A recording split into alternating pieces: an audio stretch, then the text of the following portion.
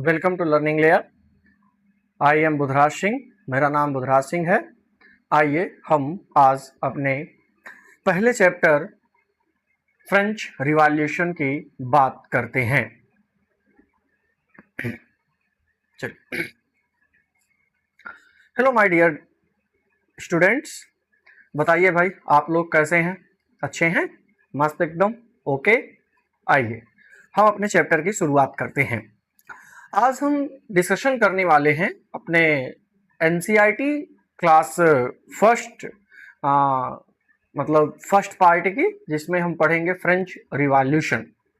तो French revolution यानी कि फ्रांसीसी क्रांति क्या है? ये फ्रांसीसी क्रांति क्या है, क्यों हुई, कैसे हुई, इतिहास के किन घटनाओं के बारे में हम यहाँ डिस्कशन करेंगे, किस बात के लिए हम चर्चा करेंगे। देखिए, बहुत ही आसान सी बात एक आपको हम बताते हैं, एक बहुत ही प्यारी सी बात। प्यारी क्या मतलब कि ये कहें कि इतिहास से जुड़ी कुछ घटनाओं और परिदृश्यों के बारे में हम आइए पहले चर्चा करते हैं। देखिए, बहुत ही सामंजस्य और बहुत ही साधारणता जुड़ने के साथ साथ मतलब यह है कि धैर्य बना के रहना होगा। देखो, इतिहास यानी हिस्ट्री, इतिहास यानी हिस्ट्री कोई एक विषय की बात नहीं है, कोई एक घटना नहीं है, या कोई बहुत छोटी सी घटना नहीं है। ये घटनाओं की श्रृंखला लेकर के चलती है। जब तक हम एक चीज को जब तक हम एक चीज को किसी दूसरी चीज से यानी एक घटना को किसी दूसरी घटना से जोड़ेंगे नहीं, तब तक हम हिस्ट्री को या इतिहास को सही मायनों के साथ समझ नहीं सकते। और फिर ये तो विश्व इतिहास है, इसे हम वर्ल्ड हिस्ट्री कहते हैं। क्या कहते हैं? वर्ल्ड हिस्ट्री कहते हैं। तो वर्ल्ड हिस्ट्री को समझने के लिए हमें एक से बढ़ के एक लेवल लेवल लेवल यानी एक लेवल के बाद दूसरा, दूसरे के बाद तीसरा, तीसरे के बाद चौथा, चौथे के बाद पांचवा, फिर और ऊपर, फिर और आगे, फिर और आगे हमें क्या करना पड़ेगा? डिस्कशन करनी पड़ती है। क्या करनी पड़ती है? डिस्कशन करनी पड़ती है। तो थोड़ा धैर्य बना करके और बहुत आसानी के साथ, बहुत ही सरलतम शब्दों के साथ सीखेंगे। अब आइए अपने टॉपिक की ओर हम आगे बढ़ते हैं। तो आज का हमारा टॉपिक रहने वाला है फ्रेंच रिवॉल्यूशन, यानी चैप्टर है यूनिट फर्स्ट का, एनसीईआरटी बुक यूनिट फर्स्ट का जो हमारा चैप्टर फर्स्ट है उसका नाम है द फ्रेंच रिवॉल्यूशन, फ्रांसीसी क्रांति। आइए इनके कुछ महत्वपूर्ण बिंदुओं के बारे में, कुछ महत्वपूर्ण घटनाओं के बारे में चर्चा करते हैं।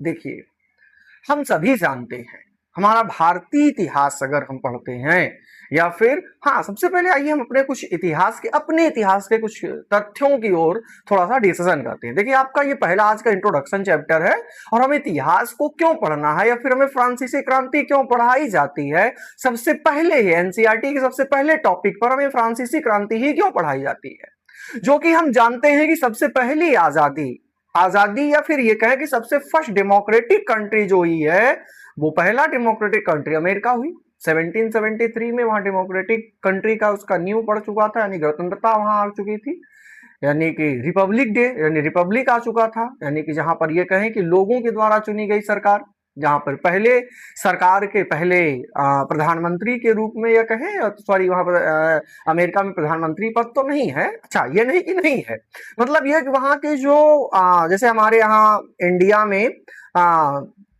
के जो प्राइम मिनिस्टर होता है यानी कि जो प्रधानमंत्री होते हैं, वही हमारे यहाँ स्वरूप यानी प्रत्यक्ष स्वरूप के क्या होते हैं भाई, सरकार चलाते हैं, यानी कि भाई गवर्नमेंट के क्या होंगे? लीडर्स होंगे। तो उसी तरह अमेरिका में प्रेसिडेंट यानी राष्ट्रपति वहां के प्रारूप लीडर्स होते हैं, यानी मुख्य रूप से लीडर्स होते हैं। तो वहां पर अमेरिका के यानी कि आजाद अमेरिका के लिए भी वहां अब्राहम लिंकन जो थे वहां के, वो सबसे पहले राष्ट्रपति बने। तो ये कौन थे? इन्होंने ही सबसे पहले लोकतंत्र का एक सही आयाम हमें समझाया है, लोकतंत्र का एक सही आयाम सिखाया है। क्या है वो लोकतंत्र का? यानी लोकतंत्र की एक सही डिफिनीशन दी है कि by the people, to the people और फॉर द पीपल। लोगों का, लोगों के लिए और लोगों के द्वारा किए गए यानी कि चुने गए जो सरकार है उसे हम क्या कहेंगे, लोकतंत्र कहते हैं, यानी कि फिर सरकार कहते हैं या फिर संवैधानिक सरकार कहेंगे, कह सकते हैं हम, बिल्कुल ऐसा ही कहा ही जाता है। अब समझिए कि ये जो अब्राहम लिंकन जी थे ये पहले प्रेसिडेंट बने अमेरिका में, तो क्या अमेरिका में ये पहले प्रेसिडेंट जब लोकतंत्र यहां पर आया तो क्या लोकतंत्र अमेरिका अगर 1773 में लेकर आया 1773 में, तो क्या उससे पहले क्या था? तो वो भी घटना यहां पर जुड़ी हुई है। फ्रेंच रिवॉल्यूशन के पीछे अमेरिका की क्रांति का भी कारण छुपा हुआ है। इसलिए हम बहुत सारी चीजों को आइए समझते हैं, बहुत ध्यान पूर्वक सुनिएगा बेटा। थोड़ा सा आपको ये लग सकता है कि सर आपको बहुत डिटेल में या बहुत डीपली जा रहे हैं, तो देखो हमारा लक्ष्य है, क्या है, पढ़ना नहीं है। हमारा लक्ष्य क्या है, पढ़ना नहीं है। हमारा लक्ष्य है आपको पढ़ाना नहीं सिखाना। हमारा लक्ष्य क्या है, सिखाना। तो अगर आप हमारे साथ बैठे हैं तो आपको भी अपना ये लक्ष्य बनाना है कि हमें पढ़ना नहीं सीखना है। क्या करना है, सीखना है। तो अगर आपको पढ़ना नहीं सीखना है तो हमारे इस वीडियो के साथ या फिर हमारे साथ हमारे चैनल के साथ बहुत धैर्य बना करके बहुत धैर्यता पूर्वक आपको बैठना पड़ेगा, तब आप चीजों को सीखेंगे। आइए आगे बढ़ते हैं। अगर ये वीडियो पसंद आए तो अंततः लास्ट तक बनने के बाद अगर आपको वीडियो पसंद आ रही है, समझ में आ रहा है कि नहीं वाकई में मैंने कुछ समझाने की कोशिश की, आप तक कुछ चीजें बात पहुंचाने की कोशिश की, तो हमारे चैनल को लाइक शेयर सब्सक्राइब जरूर करें। आइए आगे बढ़ते हैं। तो फ्रेंच रिवॉल्यूशन देखिए, जैसे कि आपने हमेशा अपने ऐतिहासिक क्षणों को देखिए, क्या करेंगे आप अपने ऐतिहासिक क्षणों को भारतीय ऐतिहासिक चीजों को जब आप देखेंगे तो आप एक चीज देखे होंगे कि हमारा इंडियन, अभी तक आप क्लास 8 तक पढ़े हैं, आपने क्लास 6 में जो पढ़ा, कहां पढ़ा, क्लास 6 में आपने पढ़ा कि हमारे क्लास 6 में एंशिएंट इंडियन हिस्ट्री पढ़ाई गई। क्लास 7 में हम मिडीवल या फिर ये कहें कि मध्य भारत के इतिहास को हमने पढ़ा, या फिर क्लास 8 में हम कहें तो हमने मॉडर्न हिस्ट्री यानी 1750 के बाद के वो सारे कार्य जो हमने अंग्रेजों के समय काल में किए, और अंग्रेजों से ही हमें आजादी मिली है। किससे आजादी मिली है, अंग्रेजों से ही आजादी मिली है। तो ये जो अंग्रेजों से आजादी मिली, तो अभी हमने ये कहा कि हमारा भारत देश क्या है, एक डेमोक्रेटिक कंट्री बन चुकी है। क्या बन चुकी है, डेमोक्रेटिक कंट्री बन गई है। अब देखिए, क्या हमारा भारत देश वास्तव में कोई एक दिन में डेमोक्रेटिक आई है, या फिर हमारे भारत देश में या फिर हमारे भारत में लोकतंत्र को लाने के पीछे क्या इकलौता एक कारण था? नहीं। अगर हम अपने भारत को ही लेकर के चलें, अपने भारत को लेकर के चलें, अभी फ्रांस को भूल जाएंगे, हमें फ्रांस रिवॉल्यूशन पढ़ना है, हमें यह पढ़ना भी, हम ये जान लेते हैं रिवॉल्यूशन यानी क्रांति हुई ही क्यों। फ्रांस रिवॉल्यूशन हो या फिर इंडियन रिवॉल्यूशन हो या इंडियन मूवमेंट्स हो, यानी भारतीय आंदोलन हो या भारतीय क्रांतियां हो, ये हुई ही क्यों। तो देखो, जब हम जानते हैं, बहुत ही छोटे सारांश के रूप में पहले एंशिएंट हिस्ट्री शुरू करते हैं और अपने मॉडर्न तक आते हैं, अंग्रेजों के कार्यकाल तक आएंगे बहुत कम समय में, लेकिन इतना भी कम समय नहीं होगा क्योंकि चीजों को समझते हुए चलना है।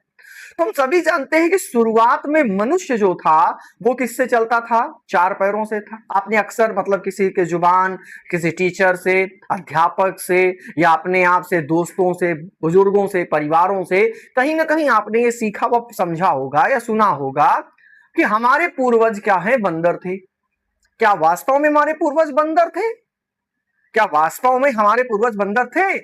तो इसका तो प्रश्न हम बहुत अच्छे तरीके से या बहुत प्रामाणिकता के साथ नहीं दे सकते। अगर इसको समझना है तो आपको विज्ञान पढ़ना होगा।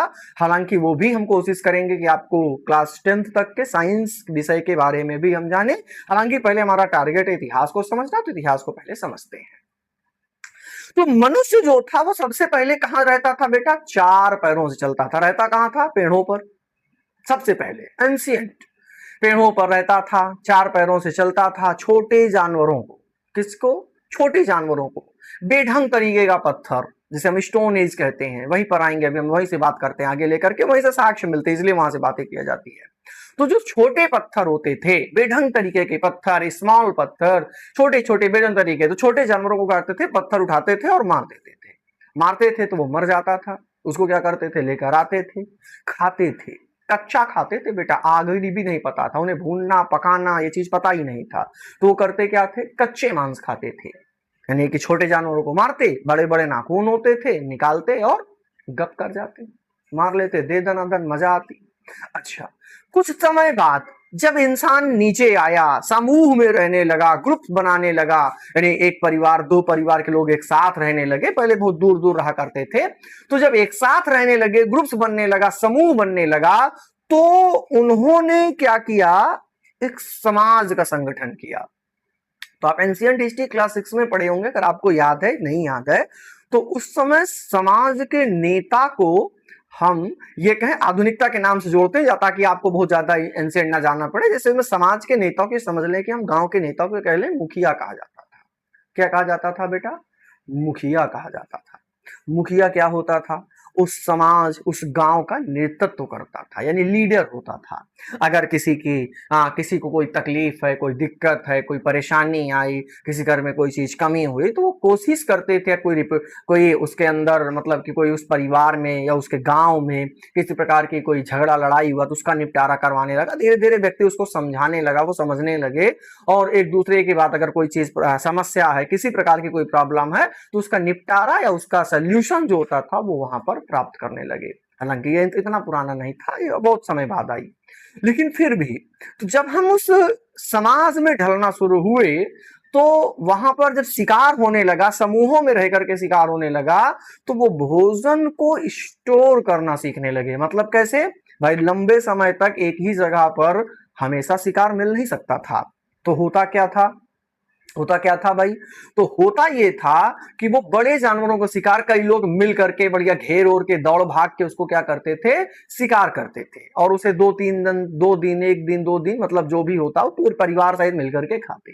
तो समझो, उसके बाद धीरे धीरे चीजें बदलने ये लगे कि फिर धीरे धीरे हम आग की खोज की, वो भी एक केवल घटना थी, एक घटना ही है आग की खोज होना, कोई बहुत बड़े वो साइंटिस्ट नहीं थे बेटा। देखो, साइंटिस्ट नाम हम आप देते हैं, लेकिन ऐसा वो भी एक साइंटिस्ट ही कह सकते हैं, लेकिन वो थी, उनका एक दिमाग विकसित हुआ, यानी बौद्धिक विकास हुआ, तो उन्होंने आग को क्या कर लिया, उसे ये कह दिया कि मैजिक, एक जादू का नाम देते हुए उसका प्रयोग करना धीरे धीरे सीखने लगे। कैसे, तो केवल मांस को भूनने के लिए, रोस्टिंग करने के लिए। किस तरीके से भाई, जंगल में कभी आग लग गई होगी, जानवर उसमें जल गए होंगे, मर गए होंगे, उनके मांस को जब उन्होंने खाया तो उसे स्वादिष्ट लगा। क्या लगा बेटा, स्वादिष्ट लगा। तो जब उसे खाए तो उन्होंने क्या किया कि पत्थर से पत्थर टकरा करके, बांस से बांस घिस करके आग को जन्म देना सीखा, और उसे वो जादू कहने लगे। फिर पत्तियों में जलाना, पत्तियां इकट्ठा करके, घास फूस इकट्ठा करके उस पर आग लगाना, उसके फिर उसे एज अ सुरक्षा कवच के रूप में यूज करना कि रात के समय में पहरा ज्यादा न देना पड़े, जंगली जानवरों से सुरक्षा मिले। देखो, बौद्धिक विकास हो रहा है। उसके बाद जैसे जैसे उस समूहों में से कोई बहुत ज्यादा विकसित हो गया, तो वही अपने आप को क्या कर लिया, लीडर बना लिया। क्या बना लिया, लीडर बना लिया। फिर धीरे धीरे हम उसमें मेसोलिथिक पीरियड में, मध्य पाषाण काल में आते हैं। मध्य पाषाण काल के समय में हम पहिए की खोज कर लेते हैं, जिसमें से वो भारी भरकम सामानों को लाद कर, उतार कर चलना, आगे बढ़ना, अपने बोझे को हल्का करना, परिवार के लिए समय ज्यादा देना। फिर धीरे धीरे जब मेसोलिथिक पीरियड बहुत कम समय होता है पहिए की खोज करने के बाद, वो आगे बढ़ते हैं नियोलिथिक की ओर, तो उस समय तांबे की खोज होती है नियोलिथिक पीरियड में, जिसे हम नव पाषाण काल कहते हैं। एग्रीकल्चर की शुरुआत होती है, खेती करना सीखते हैं, औजार बनाना सीखते हैं, मिट्टियों के बर्तन बनाना सीखते हैं, और भी तांबे के, मिट्टियों के कई सुचारू रूप से बर्तन बनाना सीखना, उसे बेचना। अब यहां पर शुरू होता है ट्रेड्स। क्या शुरू होता है, ट्रेड्स। अब देखो, व्यापार ही इतिहास में सबसे बड़ा रिवॉल्यूशन का कारण बना था। अब किस प्रकार की, यानी विकास के रूप में रिवॉल्यूशन, विकास के रूप में रिवॉल्यूशन, ना कि क्रांति। अभी झगड़ा नहीं है, अभी विकास के लिए है, डेवलपमेंट रिवॉल्यूशन हुआ। जैसे आज हम कहते हैं ना इंडस्ट्रियल रिवॉल्यूशन, यानी कि जब मशीन, लोहे की सामान, जब ये चीजें आए तब रिवॉल्यूशन हुआ। लेकिन उस समय वो विकास किस रूप में कर रहे हैं, ट्रेड्स रिवॉल्यूशन कर रहे हैं। कैसे भाई, मिट्टी के बर्तन बनाएं, दूसरी जगह लेकर जाकर बेचें, किसी दूसरी सभ्यता में लेके जाए, सभ्यता सिविलाइजेशन, जैसे हमारे यहाँ सबसे प्राचीनतम से नेलोथिक पीरियड के बाद से हमारे यहाँ सबसे प्राचीनतम जो हमारा सिविलाइजेशन होता है वो होता है, हमें उसे क्या कहते हैं हम, इंडस वैली सिविलाइजेशन, सिंधु घाटी की सभ्यता। सिंधु घाटी की सभ्यता क्या है बेटा, तो देखो रेखा, कर्क रेखा से थोड़ा आगे चलने के बाद, कर्क रेखा से थोड़ा जब हम आगे, कर्क रेखा यानी कि किसमें से, जिसे हम ट्रॉपिक ऑफ कैंसर इंग्लिश में कहते हैं, उसे ऊपर उठेंगे और लगभग फ्रिजिड जोन के यानी कि रेखाओं के आसपास में लगभग हमें मिलता है पाकिस्तान, आधुनिक पाकिस्तान वाले एरिया में इंडस वैली सिविलाइजेशन। उस सिविलाइजेशन का उस समय जब उदय होता है, तो हालांकि वो सिविलाइजेशन हमें जो उसकी खोज दयाराम साहनी ने 1921 में की थी, तो क्योंकि वो अंग्रेजों का कार्यकाल था, उसी समय रेलवे लाइन के लिए वहां पर ट्रैक बन रहा था, तो उसको खोदते समय वहां की कुछ चीजों के बारे में मिला, उन्हें प्राप्त हुआ, उसके बारे में रिसर्च किए, पूरा का पूरा एरिया खोदा गया, तो पता चला कि बहुत समय पहले, लगभग 2500 बीसी यानी ईसा मसीह के जन्म के 2500 साल पहले क्या हुआ था कि वहां पर एक सिविलाइजेशन थी, एक सभ्यता थी, लोग वहां पर रहते थे, राजा महाराजा का दौर था।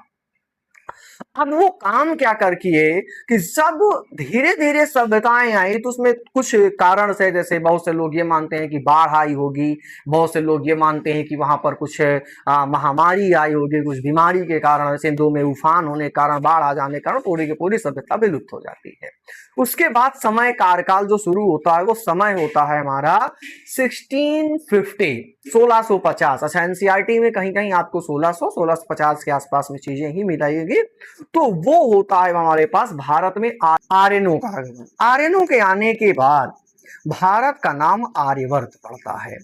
फिर उनके बाद धीरे धीरे यहाँ पर फिर बहुत शुरुआती तौर पर भाई अफगान के लोग, यानी कि विदेशी आक्रमण होने लगे। विदेशी आक्रमणों में जैसे बहुत सारे ऐसे आक्रमण हुए भारत में जो हमें पूरी तरीके से झकझोर कर रखते हैं, पूरी तरीके से। उसमें भाई सबसे पहले फायानी यानी पुर्तगाल के लोग सबसे पहले आते हैं, फिर पुर्तगाल के बाद यूरोप, डच, बहुत सारे ऐसे, यानी कि मतलब यूरोप तो काफी देर बाद आता है, इंग्लिश कंपनी, हालांकि फिर भी मतलब ऐसे क्रमबद्ध तरीके से कई कंपनियां, कई जगह के लोग भारत में व्यापार के उद्देश्य से आए, और धीरे धीरे हमें क्या करने लगे, अपने आप में ही संजो पिरो करके हमें गुलाम बना लिया। अच्छा, क्यों गुलाम बनाए, इसके पीछे देखो कारण था। रिवॉल्यूशन जो है, समझना, मैं बहुत ही स्लो मोशन में पढ़ा रहा हूं इसलिए क्योंकि आपको अच्छे तरीके समझ आए। वीडियो थोड़ा लंबी होगी, उससे कोई दिक्कत नहीं, आपको धैर्य बनाना है। रिवॉल्यूशन क्यों हुआ, अब देखो भाई, देखो अगर आप में से कोई अगर ब्राह्मण है तो प्लीज सॉरी, मैं पहले से बोल दे रहा हूं। अगर आप में से कोई क्षत्रिय है, मैं भी क्षत्रिय हूं, ऐसा नहीं है, मैं भी क्षत्रिय हूं, मैं भी एज अ क्षत्रिय ही हूं, और मैंने ब्राह्मणों के बीच में जीवन बिताया है, ऐसा नहीं है। मैं भी शुरुआती तौर पर मेरा टीचिंग लाइन ब्राह्मणों के साथ में ही जुड़ा कर हुआ, हालांकि ऐसा नहीं है, लेकिन फिर भी आपको समझना पड़ेगा। समझिए, जब भारत में श्रेणियां थी तो 4 श्रेणियां थी। कितनी थी? 4। ब्राह्मण, क्षत्रिय, वैश्य, शूद्र। कौन कौन? ब्राह्मण, क्षत्रिय, वैश्य और शूद्र। ब्राह्मण को ये कहा जाता था, नहीं, ब्राह्मण का कर्म था केवल दो काम करना। एक क्या? 2 काम करना, प्रमुख रूप से 2 काम करना। कौन सा? एक शिक्षा को ग्रहण करना और एक शिक्षा को बांटना। दूसरा ये था कि शिक्षा, पहले तो था शिक्षा को ग्रहण करना और उसे बांटना, यानी वेद पढ़ना और लोगों को सुनाना, बताना। और दूसरा ये था ईश्वर की पूजा करना, और ईश्वर की पूजा करने के बाद जो उन्हें ज्ञान रूपी सारांश है उसे कथा के माध्यम से, वचनों के माध्यम से लोगों के अंदर बताना, लोगों को सही दिशा निर्देश देना। ये ब्राह्मणों का कर्तव्य था और कर्म था, यानी वेद पढ़ना, शिक्षा ग्रहण करना और उसी वेदों को बखान करना और शिक्षा को आगे बढ़ाना। किसको देना? सभी को देना। लेकिन धीरे धीरे चीजें क्या होने लगी? बदलने लगी।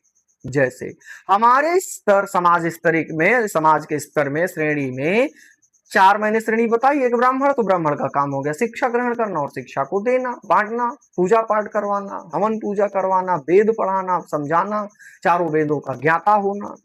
उसके बाद शुरू होती है दूसरी श्रेणी क्षत्रिय।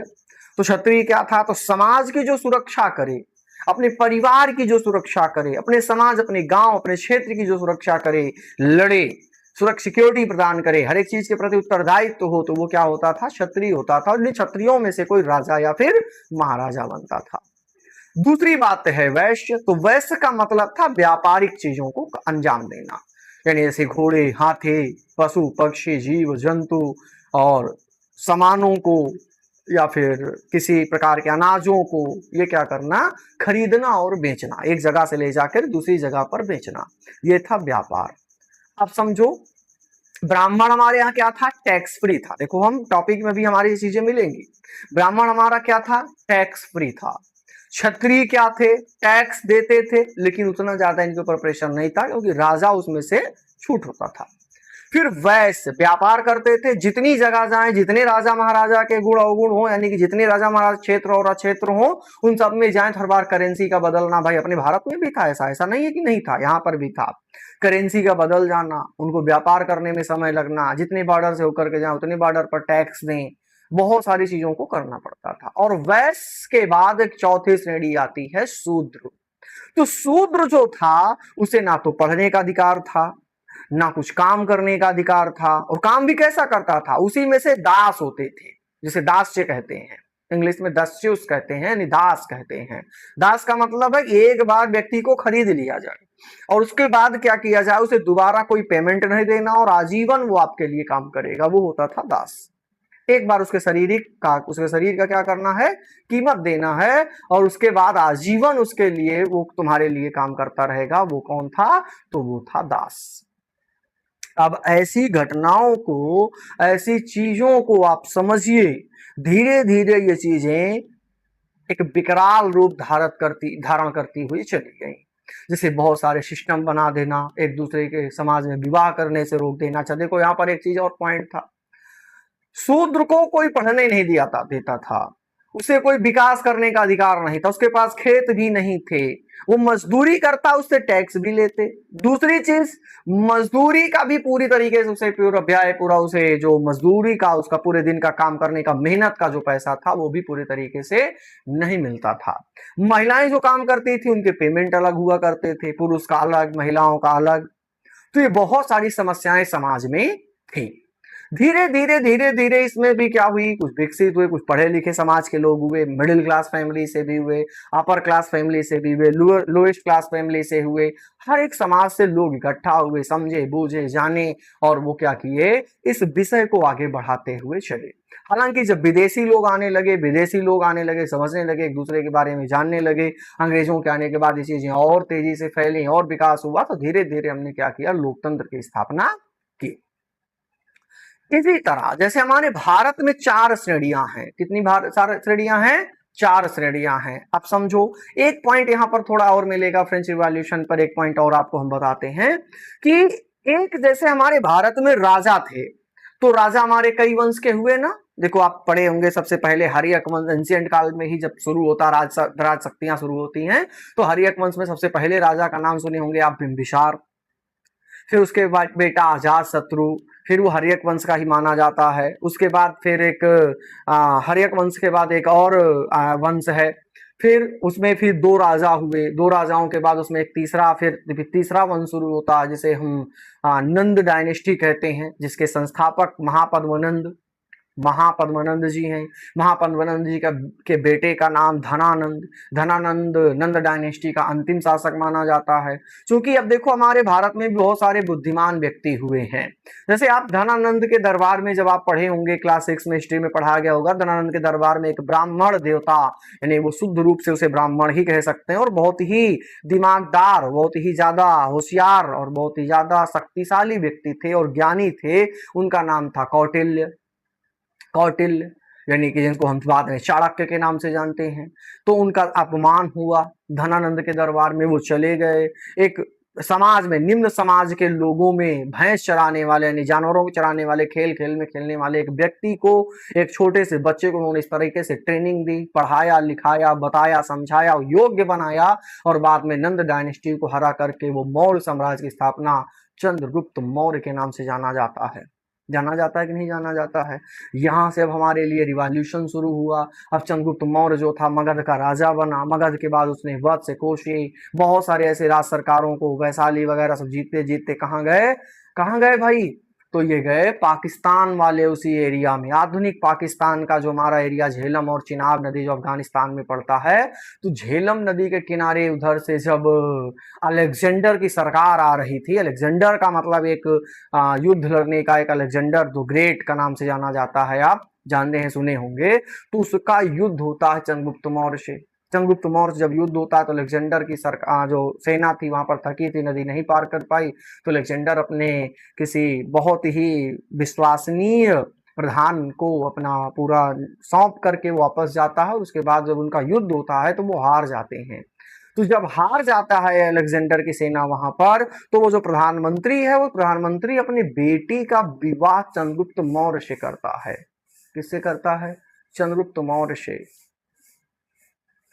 विश्व का पहला इंटरनेशनल मैरिज है वो, अंतरराष्ट्रीय विवाह। सोचो, अंतरराष्ट्रीय विवाह पहला चंद्रगुप्त मौर्य का। आज तो हम अपने भले वो देखें, हम कहते सानिया मिर्जा पाकिस्तान में विवाह कर ली है ना, या हमारे वो जो क्रिकेटर हैं उन्होंने इंग्लैंड में शादी किया। भाई बहुत सारे ऐसे अंतरराष्ट्रीय विवाह हुए, आज भी होते हैं, अभी भी हो रहे हैं, ऐसा भी नहीं कि नहीं हो रहा है। तो वो पहला था, मैं आपको समझा रहा हूँ, इसको समझिएगा बहुत गौर से। देखो, हालांकि ये टॉपिक का नहीं था, हालांकि फिर भी हमने समझाया कि धनानंद को मार करके चंद्रगुप्त मौर्य शासन मला, उसके बाद फिर उसमें और आगे बढ़ते हैं तो गुप्ता डायनेस्टी शुरू होती है। देखो गुप्ता डायनेस्टी, जिसे श्रीगुप्त ने, जिस डायनेस्टी जिसे उसके वंश की स्थापना यानी श्रीगुप्त ने की।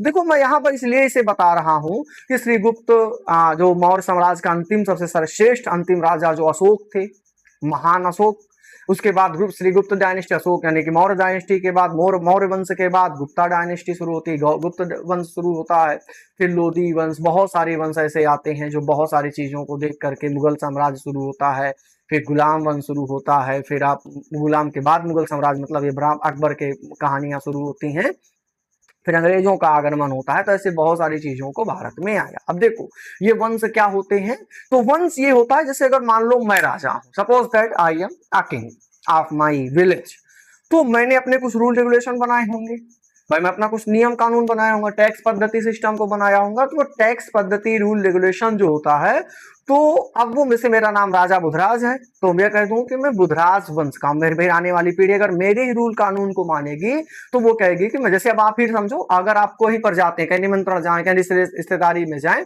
अगर आप मम्मी के पक्ष में जाएंगे, मम्मी की रिश्तेदारी में जाएंगे, तो आपको क्या कहा जाएगा, आपकी पहचान क्या होगी, लोग कहेंगे कि अरे जानते हो कौन है, ये फलनिया साहेब का बेटा है, बेटी है। अच्छा अच्छा अच्छा, वो, अरे यार तो बहुत बड़ा हो गया, इतना बड़ा हो गया, ऐसे आ गया। अगर आप पापा के रिलेशन में जाए, पापा के नानी के यहाँ जाए, पापा के बहन के यहाँ जाए, अपनी बुआ के यहाँ जाए, तो क्या कहेंगे, अरे क्या उनके फलनुमा साहब के बिटवा है।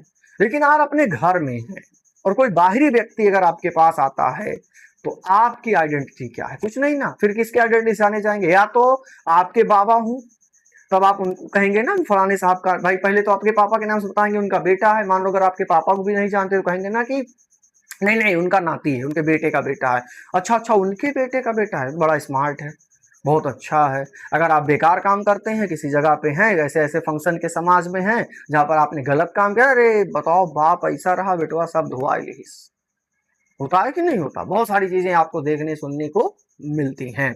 तो इसी को हम क्या कहते हैं, वंश कहते हैं। जैसे हम कहते हैं ना अपने वंश में, अपने पीढ़ी में, भाई हम आगे बढ़े, हमारे बाद हमारे बच्चे आएंगे, उनके बाद उनके बच्चे आएंगे, जैसे उसी तरह आप हैं, हम हैं, अभी तक हमारे पीछे जो पूर्वज बीत गए, उसी प्रकार से अब यहां हमें एक बारबो डायनेस्टी मिलेगी। क्या मिलेगी?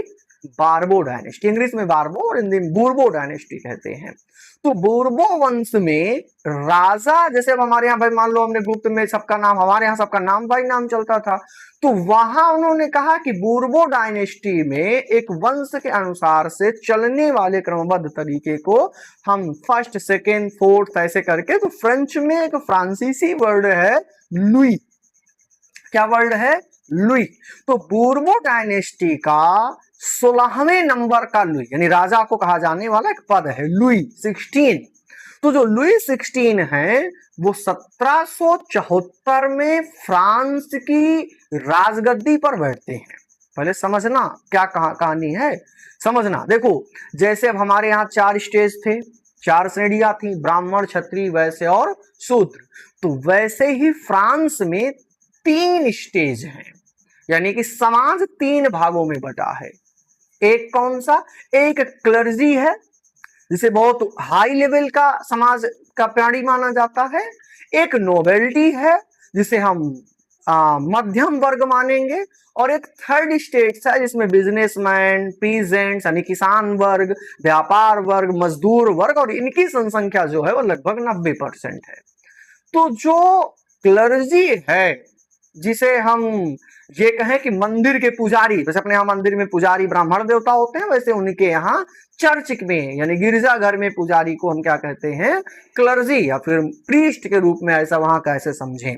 देखो जैसे अपने यहाँ ब्राह्मण क्या था? कर्ज मुक्त था, यानी कर मुक्त था, टैक्स फ्री था। तो क्लर्जी भी वहां क्या है? टैक्स फ्री है।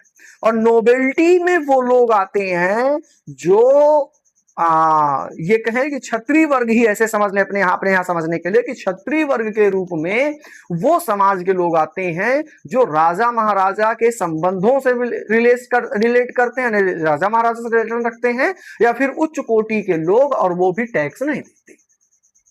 अब देखो टैक्स ना देना शासन को सही तरीके से चला ना पाना एक कारण हो जाता है। क्यों? क्योंकि अगर आपको सीमा सैनिक चाहिए, आपको सुरक्षा करने के लिए सैनिक चाहिए, राजघराने के कुछ खर्चे भी होते हैं, उनको लिए भी कुछ चाहिए। भाई अगल बगल वाले से आपके मान लो भाई आपके यहाँ कोई चीज जरूरत पड़ी, अब आपके यहाँ नहीं है, आप बगल वाले घर से मांगने जाएं, अगर वो आपको नहीं देगा तो क्या दोनों में संबंध बन पाएंगे? नहीं बन पाएंगे। तो ये भी होता। अच्छा देखो, जितनी बड़े लोग उतने ही ज्यादा उनके प्रकार की समस्या। जैसे आपने अक्सर सुना होगा कि जितने बड़े लोग उतनी बड़ी बीमारी। तो ये बीमारी एक समस्या ही है, समझ लो आज के आधुनिक तक समय में वो समस्या है। कैसे? जैसे अगर मान लो मेरे पास 1 करोड़ रुपए पर मंथ आ रहा है। अब 1 करोड़ अगर मेरे पास पर मंथ आएगा तो मुझे उसका खर्च भी दिखाना है। लोग आएंगे, लोग बड़ा बड़ा नाम कराएंगे, तो हमें दिखाना भी है। हम अपने अपने बाहुबल में रहेंगे, अपने कुछ बड़ी समस्याओं में रहेंगे, यानी हम भी अपने आप को बहुत ज्यादा बड़ा समझेंगे। तो हम भी दिखाएंगे हमारे पास ये बंगला है, ये है, हमने उसकी मदद की, ये किया, ये दान किया, ऐसा किया, बहुत किया। या फिर हमारे पास कोई आ जाए कह दे भैया 10 रुपया दे दो, अगर ना दे तो भी शर्म। तो ऐसे तरीके से जो बार्बो डायनेस्टी में 14वें नंबर के लुई थे, यानी जो 14वें नंबर के राजा थे, उन्होंने क्या किया? बहुत सारा मतलब होता भी ऐसे बहुत शौक से। जैसे मान लो तुम्हारे पास जेब में 100 रुपए है, अब जेब में 100 रुपए है तो खुजली हो रही है, यार आइसक्रीम बिक रहे, चलो आइसक्रीम खा लेते हैं, 10 रुपए की आइसक्रीम ले लिए, 10 रुपए तो कम हो गया, अब तो 90 रुपए बचे। फिर आगे बढ़े और कुछ दिखा रहे, यार चलो इसको भी कर लेते हैं। तो ये शौक क्या है? वो शौक। अगर कोई व्यक्ति शौक करना नहीं छोड़ेगा तो एक समय ऐसा आएगा कि पूरी का पूरा सिस्टम उसका बेकार हो जाएगा, बिल्कुल फेल हो सकता है। तो लुई 14वें नंबर के राजा को युद्ध लड़ने का शौक था। समझना फ्रांस की क्रांति शुरू क्यों होती, सबसे पहले हमें यही जानना है कि क्रांति शुरू क्यों हुई। फिर इसके बाद हम बहुत सारी चीजों के बारे में पढ़ेंगे। अभी समझना कि उन्होंने ये कहा, उनको मतलब उनको यही शौक था कि वो युद्ध लड़ने का शौक था, यानी कि जो भी जहां पर युद्ध होता वहां पर वो भी भागीदार बन जाते। जीतेंगे तो ठीक, नहीं हारेंगे तो फिर जा ही रहा, कोई बात ही नहीं। अब वो युद्ध लड़ने के शौक से युद्ध में भाग लेने लगे। तो उनके ही शासन काल में राज्य में लगभग जो राजकोष होता है, राजकोष का मतलब राजा का खजाना, राजा का क्या है? खजाना। तो खजाना जो होने लगा उनका क्या होने लगा? खाली होने लगा, खजाना खाली होने लगा। अब भाई युद्ध लड़ोगे, सैनिक ज्यादा मरेंगे, सैनिक को भर्ती करना, पेमेंट करना, और उनके बाद कुछ खर्च निभाना, राज्य सरकार को चलाना, राज्य का दायित्व होना, बहुत सारे खर्च बढ़ जाते हैं। और भाई विपन्स खरीदना, हथियार, भाला, चाकू, तलवार, जो भी उस समय युद्ध लड़ने के लिए यूज किया जाता था, वो सारी चीजें, तोप, गोला बारूद, जो भी चलता रहा होगा, सब कुछ खरीदना है। कोई अपने घर में तो बना, हर राजा तो अपने घर में बना नहीं सकता, हर राजा के परिवार में कोई वैज्ञानिक तो होता नहीं था, या साइंटिस्ट कोई होता नहीं था, तो उसे खरीदना भी पड़ता। जैसे आज भी हमारे मोदी जी बाहर से खरीदते हैं, खरीदते हैं नहीं खरीदते हैं? आज तक हमने बेचा नहीं है वीपन्स को खरीदने के अलावा, कोई हमारे भारत देश से कोई वीपन्स नहीं खरीदा, लेकिन हमने खरीदा है, कर्जा इसी में बढ़ रहा है। हालांकि ये कोई अपवाद, ये कोई गलत बात नहीं है, समझना, जो गलत होता है वो गलत होता है। मैं भी बीजेपी का बहुत बड़ा समर्थक हूं, लेकिन ऐसा नहीं है, जो गलत है वो है। अब समझिए, देखिए, तो जो फ्रांस का लुईस 14वें नंबर का राजा था, वो अपने संपत्तियों को बेकार कर दिया किसमें, युद्ध को लड़ने में। फिर 15वां भी उसी तरीके का हुआ। जैसे अकबर के बाद हमारे यहाँ औरंगजेब, सबसे कलाकार राजा, ऐश्वर्याम की जिंदगी, नाच गाना नृत्य कला, इसी में सब डूबा रहता था, कोई मतलब ही नहीं था। उसी में अंग्रेज उसको और ज्यादा पछाड़ दिए, उठा पच के धोबी जैसे धुले। उसी तरह से लुई 15वां भी सप्त युद्ध में, यानी कि 7 प्रकार के युद्ध लड़े गए, उसमें उसने भागीदार लिया। और उसके समय में राजकोष जो था लुई 15वें के समय में 2 अरब लिब्रे, जैसे अपने यहाँ देखो लिब्रे क्या है, देखो एक वर्ड आ गया लिब्रे। लिब्रे क्या है कि फ्रांस की एक मुद्रा है। जैसे अपने अपने इंडियन मुद्रा को हम क्या कहते हैं, रुपया कहते हैं। इंडियन मुद्रा को क्या कहते हैं, रुपया कहते हैं। तो वैसे फ्रांस की मुद्रा को हम लिब्रे कहते हैं। भाई अपने यहाँ मुद्रा से रुपया चलता है, भाई रुपया है 10 रुपया, 5 रुपया, 100 रुपया, 50 रुपया, ऐसे। तो फ्रांस में लिब्रे वहां की एक क्या है, हाई रैंक की मुद्रा है। तो लिब्रे जो वहां था, उसके राज्य सरकार के समय में ही 2 अरब का लिब्रे उसके ऊपर कर्ज हो गया, उसके समय में। ठीक, किसके समय में, 15वें, लुई 15वें, बारबो डायनेस्टी का लुई 15वां जो राजा था, उसने भी सप्त युद्धों को लड़ा, और उसके समय में भी क्या हो गया, राजकोष खाली होगा, और खाली होने के साथ साथ कर्ज भी हो गया। समझो 2 अरब का कर्ज, 2 अरब लिब्रे बहुत होता है, सोचो 2 अरब लिब्रे का कर्ज उसके पास था। और इतने से वो माना नहीं अपने आप को, भाई होता ना, कहते ना कि भाई मैंने कहा ना कि मेरे पास 1 करोड़ हो तो मैं बाहुबली बना रहूंगा, बहुत बड़ा बाहुबली हूं मैं, अभी देखते हैं जो ले, खरीद ले, तेरी औकात खरीद, हाँ ले, पैसा ले, पकड़। अब मैं राजा हूं तो लोन भी तो मिल जाएगा भाई। अच्छा ये बताओ, आपको लोन लेना हो, आप गरीब हो, मैं गरीब हूं, मुझे लोन लेना हो तो बैंक से आऊंगा तो तरह तरह का वो एविडेंस मांगेगा, नहीं मिलेगा। और मुकेश अंबानी को लोन लेना हो तो अभी वो चाहेंगे, खड़े हो जाएंगे और बैंक में केवल ये कह देंगे मुझे 10 करोड़ रुपए चाहिए, बैंक वाला कहेगा ले पकड़ जा, हमको नहीं देने वाला, क्योंकि हम राजा नहीं ना, हम गरीब हैं। हमको उसको पता है कि वो इसको ये कमीना भरेगा कहां से, मेरा लेके भाग जाए तो। और मुकेश अंबानी का अरे भर देंगे, चूंकि भागते गरीब नहीं है, मुकेश अंबानी बाद में भाग जाएंगे नीरव मोदी जैसे, मतलब भाग नहीं जाएंगे, भाग सकते हैं। नीरव मोदी ने क्या किया, नीरव मैंने क्या किया भाई, पंजाब नेशनल बैंक से पैसा लेके फरार तो हो गए थे, गायब हो गए। तो वैसे ही उन्होंने, भाई वैसे ही उस राजा ने क्या कहा, लोन तो हम युद्ध लड़ रहे हैं, जीतेंगे, जो संपत्ति मिलेगी उसमें से आपका कर्जा पटा देंगे, ब्याज दे देंगे। ब्याजू पैसा ले लिए, राजा थे, ब्याजू पैसा ले लिए, ले करो ऐसा आराम करो जिंदगी में, मौज, अभी मौज निकलेगी। फिर अब समझो, उसी राजकाल में क्या था कि अमेरिका अपने आंतरिक संघर्षों से लड़ रहा था। मतलब समझना, अंग्रेज, ब्रिटिश कंपनी भारत अकेले में गुलाम नहीं बनाई थी। ब्रिटिश कंपनी, अंग्रेज इतने बुद्धिमान थे कि अंग्रेजी वाले देश में, अच्छा भारत में कहते थे तुमको हिंदी आती है, तुम अंग्रेजी नहीं है, तुम लोग पिछले हो, कमजोर हो, धर्म पर, देवी देवताओं पर विश्वास करते हो, तो तुम लोग पागल हो, वैज्ञानिकता सीखो। इस चीज को समझाने पढ़ाने के लिए हमें क्या किए, उल्लू बनाए, और वे 200 सालों तक उल्लू बनाते घूमते रहे।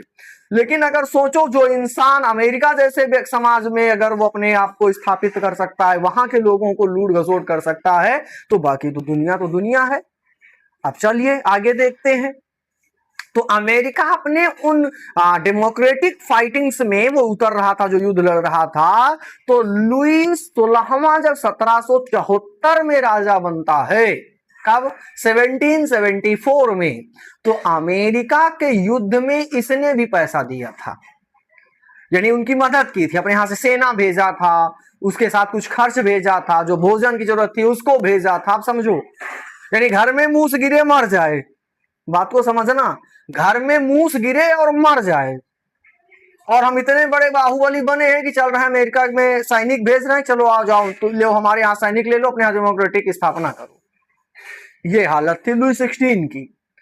और इतना ही नहीं, जो उनकी पत्नी थी लुई 16 की, वो भी बहुत बड़ी खब्बू बीरिन, ये कहें ललचही किस्म के इंसान, मतलब रुपया एक भी नहीं है और चाहिए मेवा।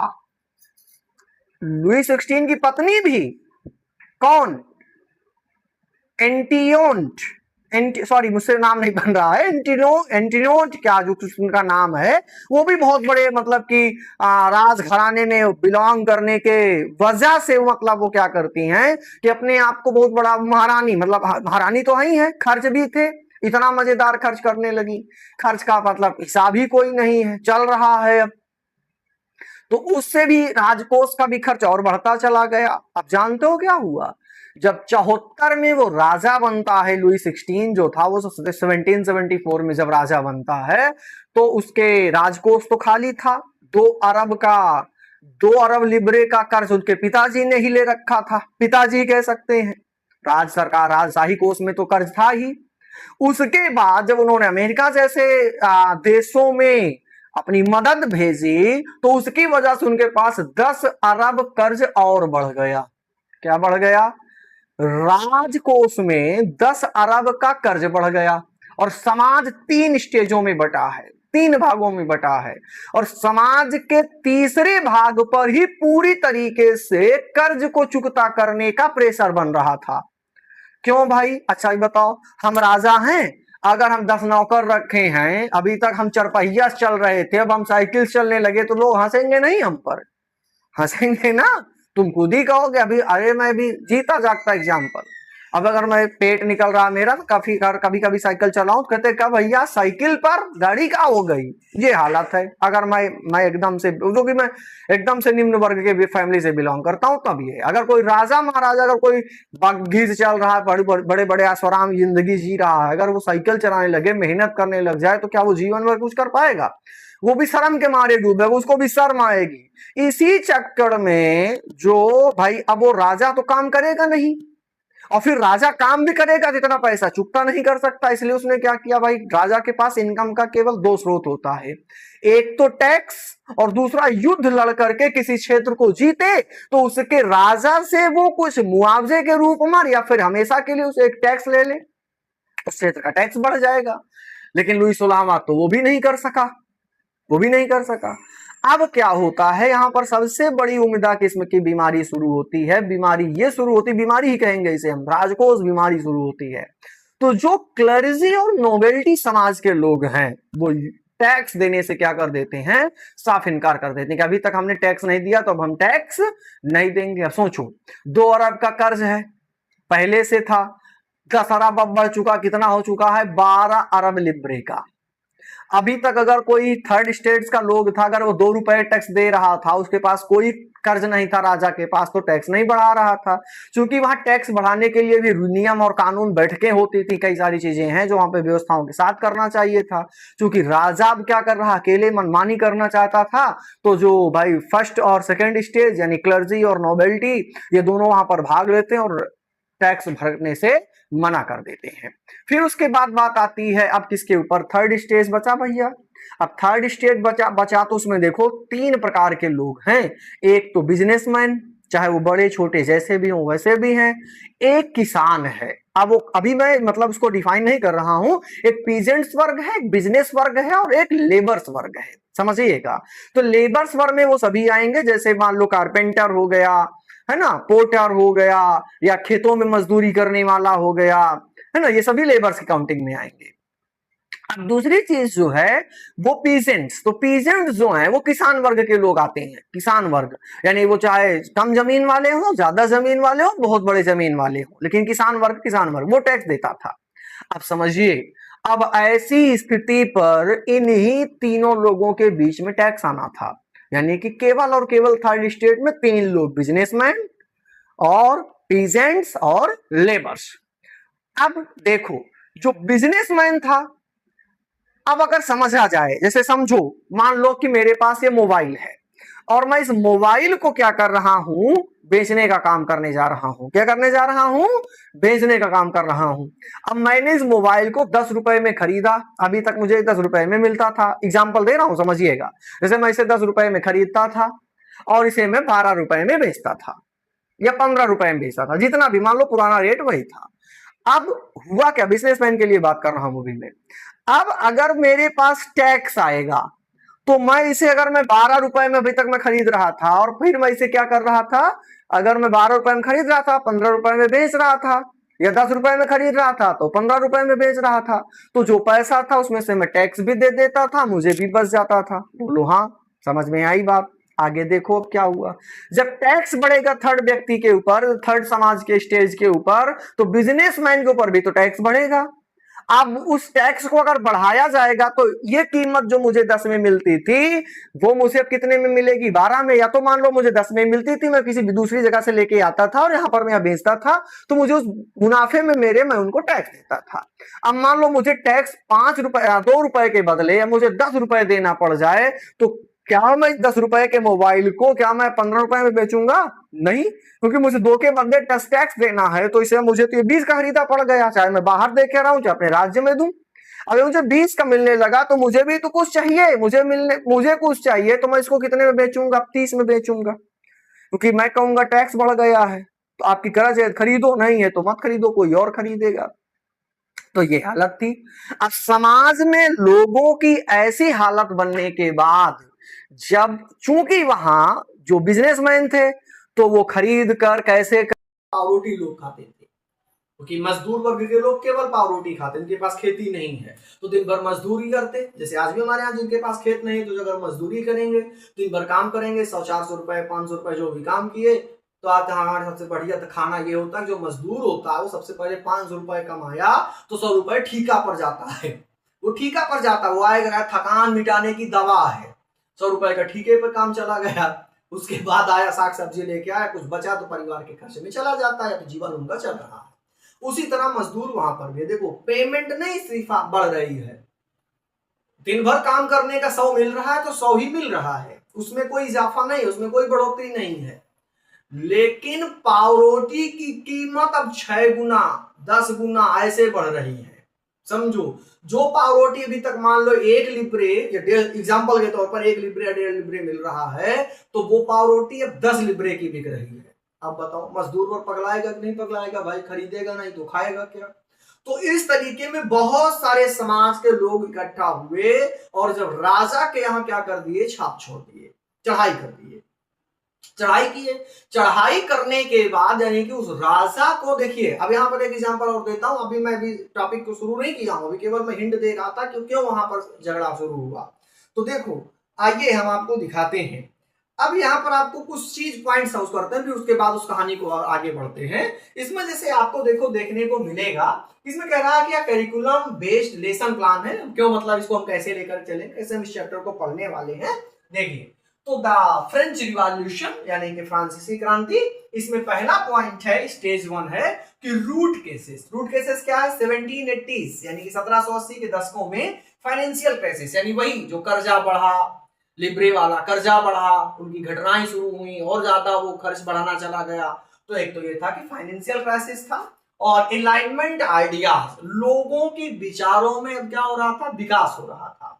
और स्ट्रिक्ट क्लास स्ट्रक्चर, जो कि क्लास स्ट्रक्चर था, जो 3 श्रेणियां थी वो स्ट्रिक्ट थी, यानी कि उसमें तो ये था, निहित था कि क्लर्जी और नोबिलिटी को टैक्स नहीं देना, थर्ड स्टेट्स के लोगों को भी टैक्स देना है। The end of the abolition absolutions यानी कि एंड ऑफ द एब्सोल्यूटिज्म 1789 में ही तो 14 जुलाई के दिन राजा को क्या करते हैं, उनके किला में घुस करके फांसी में लटका देते हैं, राजा रानी दोनों को। बार्बो डायनेस्टी का काम है खत्म वहां से। तो state of general convenes 1789 national assembly form, यानी वहां पर एक राष्ट्रीय सभा बनाई गई, यानी कि राष्ट्रीय सभा बनाई गई, और टेनिस कोर्ट ओथ को क्या किया गया, वहां पर शुरू किया गया। फिर दूसरी बात आती है स्टेज 3, फिर रिवॉल्यूशनरीज एक्शंस, यानी कि वहां पर क्रांतिकारी जो है वही हो, देखो storming of the Bastille. Bastille एक है जो 14 जुलाई 1789 को बेस्टाइल को तोड़ दिया गया, और वहां की जेलों से कैदियों को छुटा लिया गया, जो कि वहां पर ज्यादा कैदी नहीं थे, 14 ही थे, उन कैदियों को छुटा लिया गया। और उसके बाद एबोल्यूशन ऑफ द फ्यूडलिज्म यानी कि वहां के तानाशाही को क्या किया गया, खत्म किया गया। फिर डिक्लेरेशन ऑफ द राइट्स, अधिकारों का घोषणा पत्र तैयार किया गया, जहां पर ये कहा गया declaration of the rights of man and of the citizen, यानी कि जो वहां पर पुरुष हैं या फिर वुमेन्स हैं, आप आगे है वुमेन, यानी पुरुष जो हैं वही क्या होंगे, वहां के मूल नागरिक होंगे। और उसके बाद ये कहा गया कि शिफ्टिंग द पावर 1791 एंड 1792, यानी शक्तियों का क्या हो रहा है, अब शिफ्टिंग यानी कि स्थायित्व हो रहा है। जैसे अब भाई अभी तक मान लो जैसे हमारे यहाँ पुरुष समाज था, अब वो महिला समाज में अगर महिलाओं के समाज में जोड़ेंगे, women's march on the Versailles, तो वर्साइल्स एक जगह है, वहां पर वुमेन्स भी अपने धरना प्रदर्शन को लेकर के आती हैं कि हमें भी अधिकार मिले, हम भी वोट देना जानते हैं, हम भी वोट देने का अधिकार रखेंगे। दूसरी बात आ रही है रॉयल फैमिली फ्लील्स, यानी कि जो अमीर परिवार था वो भी उस मार्च में भाग लेते हैं, यानी कि वहां की महिलाएं भी उसको मतलब जुड़ती हैं। और न्यू कॉन्स्टिट्यूशन, एक नए संविधान का निर्माण होता है। क्या होता है, एक नए संविधान का निर्माण होता है। फिर आगे आते हैं, देखो दिया रेडिकलिज्म एंड 1792 यानी attack on the Tuileries places and French republic declared. और फिर वहां से 1792 में एक फ्रांस को मतलब हम गणतंत्र यानी कि गणतंत्र घोषित कर देते हैं, यानी कि प्रजातंत्र वहां पर खत्म हो जाता है, राजशाही वहां पर खत्म हो जाती है और लोगों की सरकार बनती है। उसके बाद कह रहा था कैप 1792 1793। अब वहां पर क्या होता है, देखो एक बात यहां समझने वाली थी कि राजा को तो खत्म किया गया, लेकिन राजा के रूल अभी तक खत्म नहीं हुए थे। राजा को खत्म किया गया, भाई लीडर भी तो कुछ चाहिए, जो लंबे समय तक जनता इधर उधर बिखरी पड़ी, उसके लिए कुछ लीडर चाहिए। तो होता क्या है कि उसके बाद वो attack on the Tuileries palace and French republic declared, उसको भी खत्म करते हैं। फिर यही 1792 में फिर द टेरर ऑफ 1793 यानी the execution of the Louis 16 and the Marie Antoinette and committee of the public safety and mass executions और रिएक्शन ऑफ द शिफ्ट। फिर द ये देखो दिया Thermidorian and reaction, end of the terror and rise of the directory.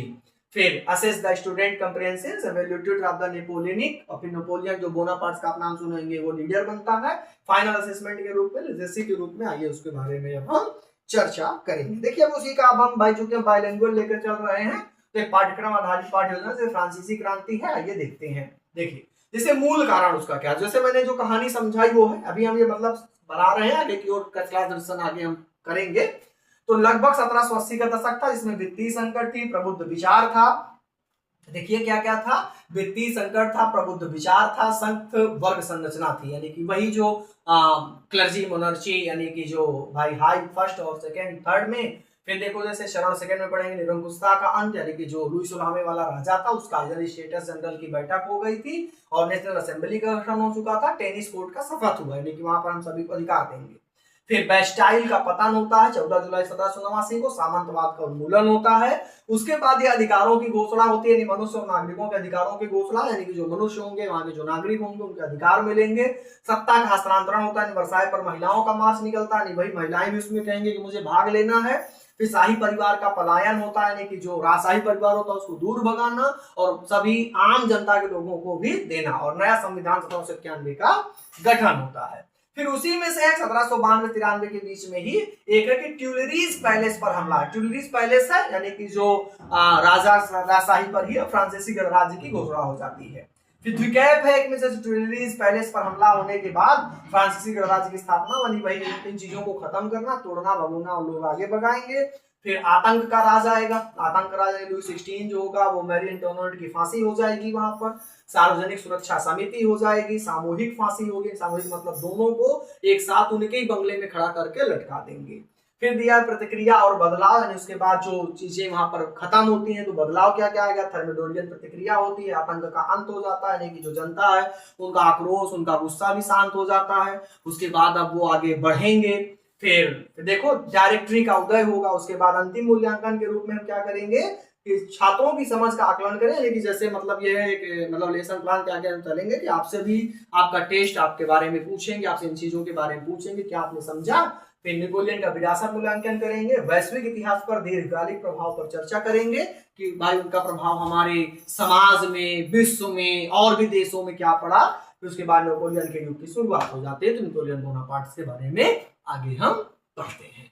देखिए आज को भाई, आज वीडियो बहुत लंबी हो चुकी है, आज के लिए इतना ही ब्रेक देते हैं। उसके बाद हम कल इस बात पर चर्चा करेंगे और अपने फर्स्ट पार्ट एनसीईआरटी के पहले पार्ट्स के बारे में रीडिंग करेंगे एनसीईआरटी में, और एक एक चीज बड़े मजे के धार साथ साथ पढ़ेंगे। ठीक है, थैंक यू, धन्यवाद, नमस्कार।